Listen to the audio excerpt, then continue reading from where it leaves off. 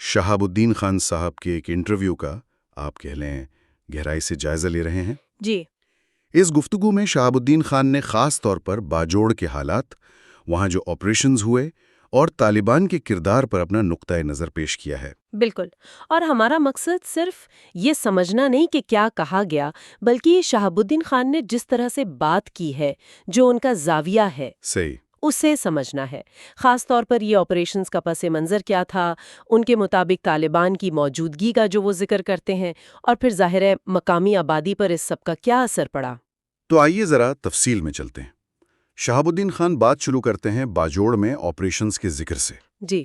وہ تحریک نفاذ شریعت محمدی اور طالبان کا حوالہ دیتے ہیں، اور وہ کہتے ہیں کہ آپریشن سے پہلے ہی حالات کچھ ٹھیک نہیں تھے۔ ہاں، وہ واضح کرتے ہیں کہ آپریشنز ہوئے، اور وہ خاص طور پر سن 2014-15 کے قریب ایک بڑا آپریشن تھا، اس کا ذکر کرتے ہیں۔ اچھا۔ ان کے مطابق، شہاب الدین خان کے مطابق، ان آپریشنز کا ایک بڑا نتیجہ یہ نکلا کہ بہت سے لوگ بے گھر ہوئے، IDPs بنے۔ جی ہاں، یہ واقعی ایک انسانی پہلو ہے جس پر شہاب الدین خان زور دے رہے ہیں۔ اچھا، تو طالبان کے حوالے سے ان کی گفتگو میں کیا اہم باتیں تھیں؟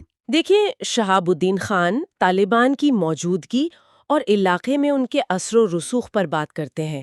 وہ افغانستان کے ساتھ تعلق کا بھی ذکر کرتے ہیں، اور وہاں خلافت کے دوبارہ قیام کا جو ایک تصور تھا، اس پر بھی کچھ روشنی ڈالتے ہیں۔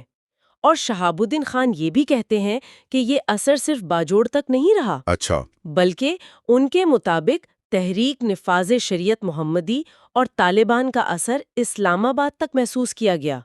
یعنی یہ کافی وسیع تناظر میں دکھ رہے تھے شہاب الدین خان۔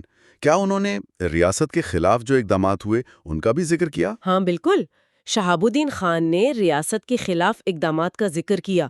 وہ بتاتے ہیں کہ ان اقدامات کو دہشت گردی کا نام دیا گیا۔ جی۔ اور وہ اس طرف بھی اشارہ کرتے ہیں، یہ تاثر دیتے ہیں کہ شاید یہ پاکستان کی اپنی پالیسیوں کا ہی کوئی نتیجہ تھا، یا یوں سمجھیں کہ ان عناصر کو کسی قسم کی حمایت حاصل رہی ہو۔ یہ ایک پہلو ہے جو وہ اٹھاتے ہیں۔ تو ایک طرف آپریشنز، دوسری طرف طالبان، پھر ریاست پر سوالات۔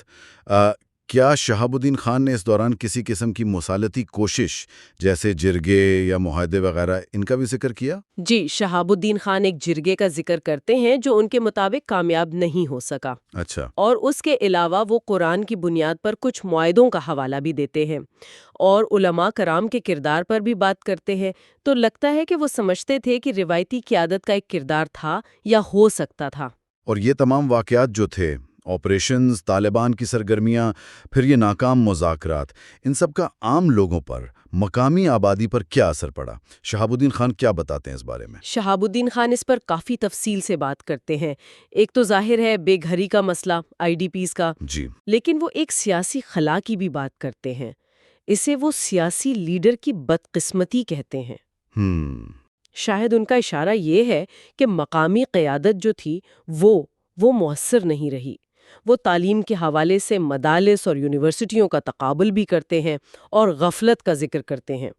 بنیادی طور پر شہاب الدین خان کی گفتگو کا مرکز مقامی آبادی کو جو نقصان پہنچا، جو تکلیفیں ہوئیں، وہ ہیں۔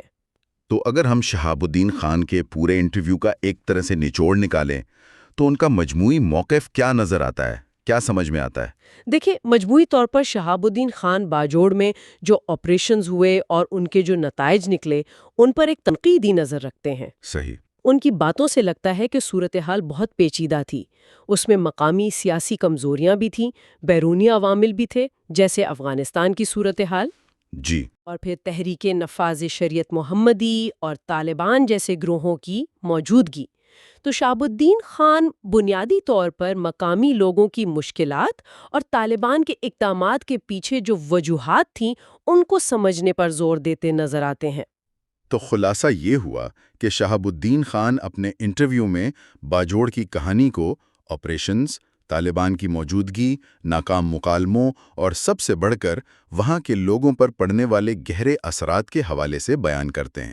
بالکل، اور شہاب الدین خان کی یہ گفتگو ایک اہم سوال بھی چھوڑ جاتی ہے کہ ان کے بیان کردہ تجربات کی روشنی میں باجوڑ جیسے علاقوں میں تشدد اور عدم استحکام کے اس چکر کو سمجھنے کے لیے ہمیں کن مقامی پہلوؤں اور تاریخی عوامل پر زیادہ غور کرنے کی ضرورت ہے؟ یہ ایک نقطہ ہے جس پر مزید سوچا جا سکتا ہے۔